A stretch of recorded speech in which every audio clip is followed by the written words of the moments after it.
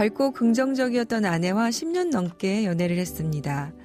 아내는 저희 집에도 자주 드나들면서 저희 부모님, 누나들과도 잘 지냈습니다. 처음 결혼 얘기가 오갔을 때 제가 대학원생이어서 부모님과 함께 사는 건 어떤지 조심스럽게 아내에게 물었습니다. 아내는 아직 학생 신분인 제가 당연히 신혼집을 구하기 어려울 것 같다면서 시댁에서 살겠다고 흔쾌히 승낙해 주었습니다. 첫째 아이가 태어난 후에는 저희 부모님이 산후조리를 도와주셨는데요. 아내는 그때부터 말수가 없어지더니 부모님과의 대화를 단절해 버렸습니다. 아내는 밤마다 심장이 쿵쾅거린다면서 잠을 못 자고 시도 때도 없이 눈물을 흘렸습니다. 처음에는 산후 우울증이라고 생각하고는 시간이 지나면 해결되겠지 이렇게 생각을 했는데 3년이 넘도록 아내는 우울감과 무기력증에서 벗어나지 못했습니다. 아내 우울증으로 저뿐만 아니라 저희 부모님과도 잦은 불화가 생겼습니다. 저는 더 이상은 안 되겠다 싶어 아내를 데리고 정신건강의학과에 갔고 아내는 우울증 진단을 받았습니다. 의사는 아내가 치료를 받으면 해결된다고 했지만 아내는 자신은 우울증 환자가 아니라면서 치료를 거부하고 있습니다.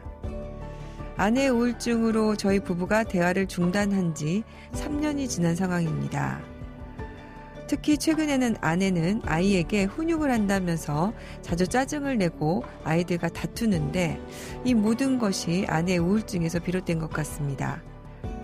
저는 이혼 소송을 할까 하는데요. 아이에 대한 친권 양육권도 제가 가져올 수 있을까요?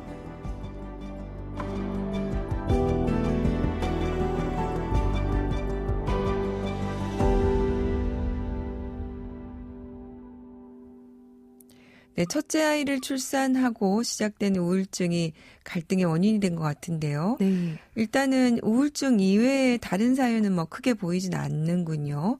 어떻습니까? 최 변호사님, 재판상 이혼 사유가 될 수 있을까요? 우선 사연자가 아내를 상대로 이혼 소송을 하고자 한다고 하셨는데 재판상 이혼 소송을 하기 위해서는 민법 840조에 해당하는지 여부를 먼저 고려해 보셔야 됩니다.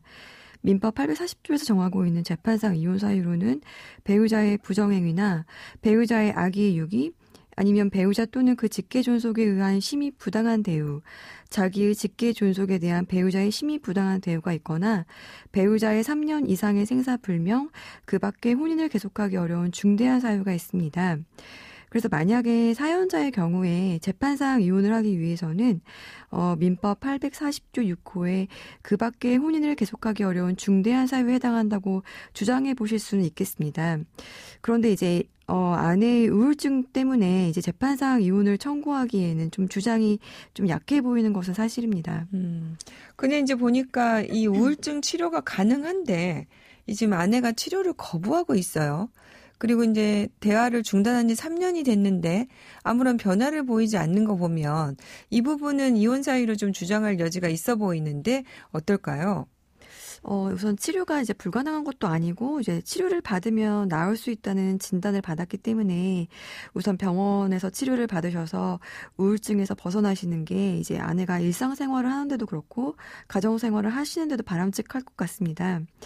지금 아내가 의사의 권유대로 이제 치료를 하지 않겠다고 강하게 거부해서 그러게요. 네, 사연자가 만약에 이제 아내가 이렇게 치료를 거부하면 더 이상은 아내와 함께 결혼 생활을 할 수 없다고 생각하시는 것 같은데요. 그러게요. 그런데 이제 남편도 보니까 아내를 좀 설득하거나 더 노력을 하지 않고 대화를 중단한 지 3년이라고 하는 걸 보니까 남편도 과연 아내의 우울증을 이렇게 이와 관련해서 문제를 해결하기 위해서 충분한 노력을 했는지 지금 사연 자체만으로는 조금 불분명해 보이긴 합니다. 우선은 아내와 함께 진지하게 대화를 한번 해보셔서 우울증을 치료하는 방향으로 하시는 것이 가장 좋은 선택지일 것 같고 만약에 아내의 우울증 문제로 다툼과 갈등이 빈번해서 더 이상 혼인을 유지하기 힘들겠다는 생각이 든다면 아내에게 먼저 협의이혼 의사를 물어보시는 것도 방법일 수 있습니다. 그래서 만약에 아내가 협의이혼에 동의를 한다면 생각 외로 이혼 절차가 신속하게 진행될 수도 있을 것입니다. 네, 그런데 이제 협의위원회 동의를 안 한다면 어쩔 수 없이 남편분은 아내가 우울증 치료를 거부한 사실, 그리고 본인이 아내의 치료를 위해서 적극적으로 설득하고 노력했다는 사실, 그리고 대화를 중단하게 된 것이 어쨌든 아내의 이런 치료 거부와 노력이 없기 때문에 이루어진 것이지 본인의 책임으로 대화 중단이 일어난 거 아닌 것들, 이런 부분들이 잘 입증이 된다면 재판성 이혼 청구로 가야 되는 경우밖에는 없을 것 같다는 생각이 좀 드네요. 네. 근데 최 변호사님 어떻습니까? 이 우울증으로 인한 이혼에 대해서 법원은 어떻게들 보고 있습니까? 이제 이 사연과 비슷한 대법원 판례가 있었는데요. 아내가 시부모님을 모시고 살면서 시부모님을 정성껏 봉양했지만 아무래도 이제 시부모님과 같은 거주 공간에서 오랜 시간을 부딪히며 살다 보니까 갈등이 생겼던 것 같습니다. 그래서 이런 문제들로 아내가 우울증 증세를 보였는데 이 대법원 판례에서는 아내는 병원의 치료를 받아서 일상생활을 하는데 별 지장이 없고 이제 혼인 유지 의사를 보였습니다. 네. 그러니까 이제 우리 사연하고 조금 다른 게 일단은 치료를 좀 받았나 보죠. 그리고 네. 본인이 적극적인 혼인 유지 의사가 있었네요. 네, 그렇습니다. 그래서 판례의 경우에는 이제 우울증을 앓던 아내가 병원 치료를 받고 우울증을 극복해서 결국 이제 일상생활을 하는데 별 지장이 없었던 것이 차이가 있긴 합니다. 그래서 이제 우리 사연의 경우에도 의사가 치료를 받으면 개선을 할 수 있다고 말한 점으로 봤을 때 이 사연의 아내가 앓고 있는 우울증도 이제 치료로 일상 회복을 할 수 있을 정도의 증상이라고 볼 수 있겠습니다. 그래서 대법원에서는 이제 부부 사이에 동거, 부양, 협조 의무가 있기 때문에 혼인 생활을 하는 데 있어서 이제 부부는 서로 협조하고 애정과 인내로 상대방을 이해하고 보호해서 혼인 생활의 유지를 위한 최선의 노력을 기울여야 하기 때문에 혼인 생활 중에 일방이 질병에 걸렸다면 상대방은 그 일방을 보호하고 애정과 정성을 다하여야 될 것이지 이를 이유로 이혼 사유가 될 수는 없다고 판시하였습니다. 네. 그러면 이제 우울증과 관련해서는 법원이 그렇게 보고 있는데요, 최 변호사님. 네. 이게 이제 예를 들어서 불치의 정신병에 걸렸다.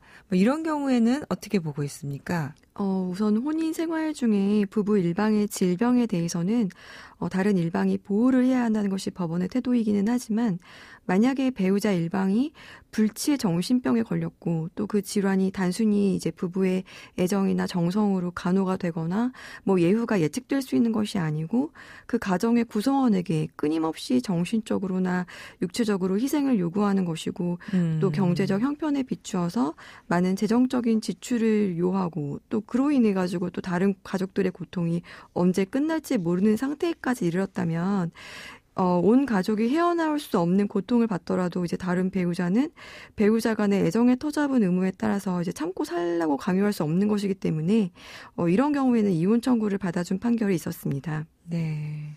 마지막으로 이제 사연자분이 자녀에 대한 친권 양육권 주장이 가능한지를 물어오셨어요. 이 부분은 어떻습니까? 이제 이 아내의 우울증만으로 이제 아내가 친권 양육권을 주장할 수 없는 것은 아닙니다. 그런데 지금 이 사연같이 아내가 자신의 우울증에 대한 치료를 거부하고 있고 남편과의 대화를 오랜 기간 단절하고 또 그로 인해서 아이들과 갈등을 일으키고 있다면 남편분인 이 사연자분이 자녀에 대한 친권 양육권을 주장해 볼 수 있을 것 같습니다. 네.